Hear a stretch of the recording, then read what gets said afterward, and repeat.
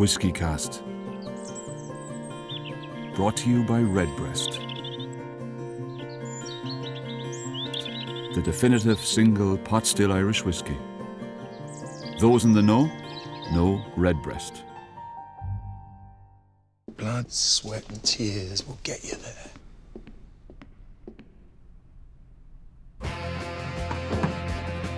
But joy will take you further.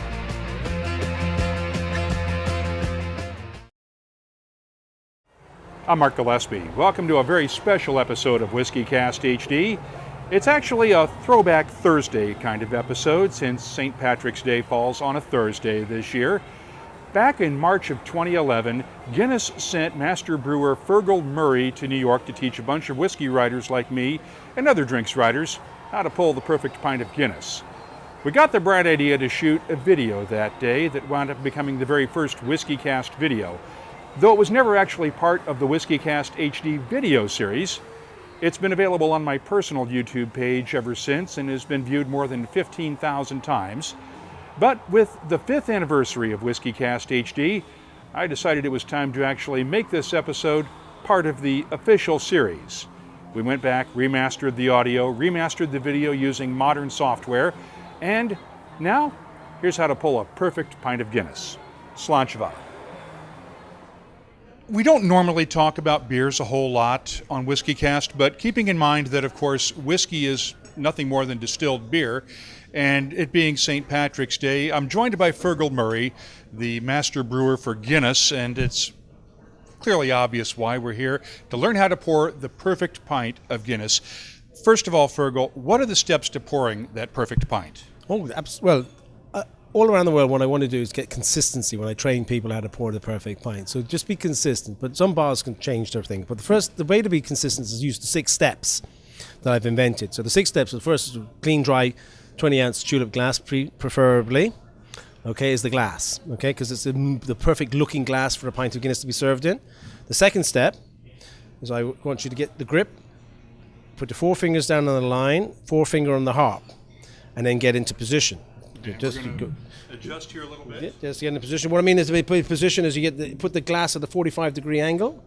So step 1 is the glass. Step 2, get into position, 45 degrees. Step 3, a nice easy flow. You aim the beer spout for the back of the harp and allow the liquid to bounce off the back of the harp, just like that. You keep the glass at an angle until the liquid hits the bottom of the harp, and as the liquid comes to the bottom of the harp, you slowly straighten the glass, and as the liquid comes to the top of the harp, you slowly stop. And then step 4, you present the cascading, surging pint in front of the consumer so they can see it come alive in the glass. And they're building, while we do a 2-part pour, is you want to build the strength in the head. So you want to make sure that you got a strong head, strong foundation, so when you come to topping it off, we're going to create this dome across the top of the pint, because the perfect pint has a 3mm head across the top of the lip and 18mm underneath. So. Now there's a secret to this tap, though. It has a little something that these other taps don't have, right? Yeah, absolutely. What we've got is here, you want to bring the beer alive in the glass. So in the keg, the beer is lying dormant. The gas bubbles are lying dormant. So you want to bring them alive. So you use 2 energies. Velocity, as the beer moves along the beer line, and we use friction then as it passes through what we call a restrictor plate. It's a 5-hole restrictor plate in the bottom of the faucet here. So when the beer is forced through it at speed, it wakens the nitrogen CO2 bubbles in the glass, and they come alive then in the container. And what we've got here is it surging and settling, cascading, they're coming down the outside and back up the middle. And what you'll see is what I've always want you to have is that the black liquid forms with the white logo in front of it, and the head always forms between the top and the bottom of the harp. So consistency is, if you follow the 6 steps, glass clean, get into the angle, use the harp on the indicator to get to the level, and then let a cascade insertion come alive. And about 100 seconds later, you take it back. The whole process takes 119.5 seconds. It would give or take a second or two. Take it back, hold it straight, push the tap away, opens the valve a little slower, and the liquid goes in, doesn't destroy the head, and you just bring it nice and proud of the rim. And the 6th step is to present that to your customer. looking absolutely gorgeous. Beauty in the glass, as I call it. I mean, no beer needs to go through this ritual of serve other than Guinness. I mean, all the other beers around the world just get served. There you go. But great bartenders know how to craft a perfect pint. That's their job, that's their honor, and that's how you become a great bartender. When you know how to craft, because a consumer of Guinness always drinks with his eyes first. He always wants to look for perfection. It's all about looking at the visual impact that comes first with Guinness. Now you have the 6 steps for pouring the perfect pint, but you also have several steps for drinking the perfect pint. I'm trying to help people, because what I've learned over the years is that people find that Guinness can be a challenge. I mean, I don't understand that, but they're going on their journey from becoming a nice young man drinking his first beer to mature drinking consumer, and sometimes they get a bit intimidated, they get a bit upset with the fact that it's dark, it's creamy. How do I do that?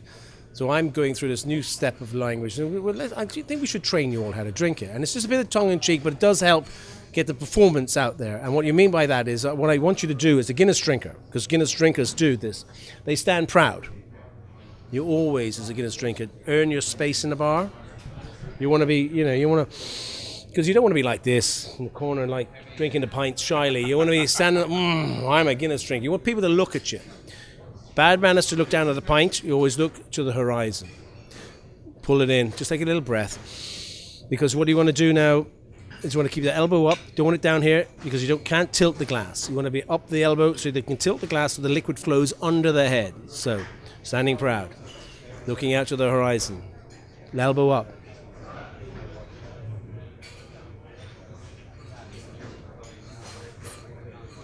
And you pull the liquid through. And the balance of flavors that Guinness needs. The sweetness at the front, the roastiness at the back, and the bitterness as it goes down the back of the throat with that smooth mouthfeel that Guinness gives from the nitrogenation.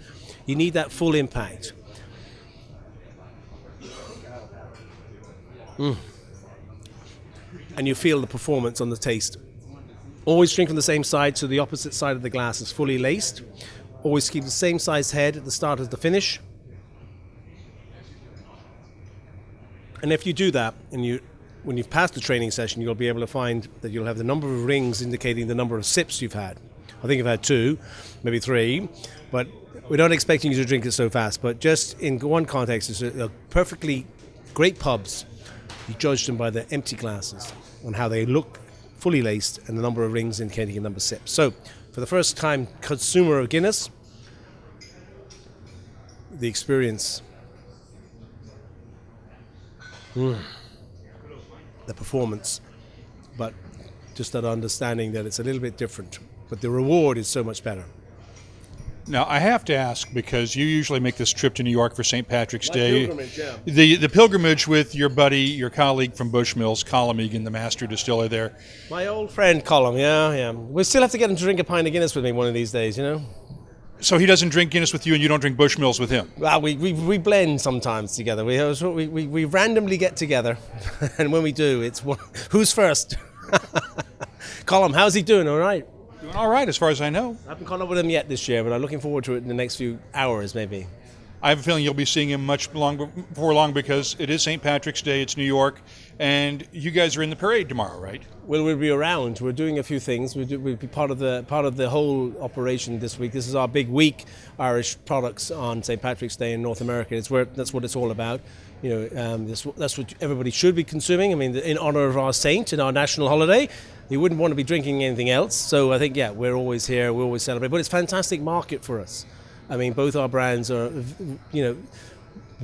beautifully loved here by everybody. Everybody loves them, everybody enjoys them. But we must make sure that everybody responsibly drinks over the next couple of days, and just make sure that they always enjoy the flavour and savour that fantastic quality, rather than abusing the product in any way at all. But both of us will be out here talking to our friends and customers, and always enjoying a casual, quiet pint together, and a quiet glass as well later on.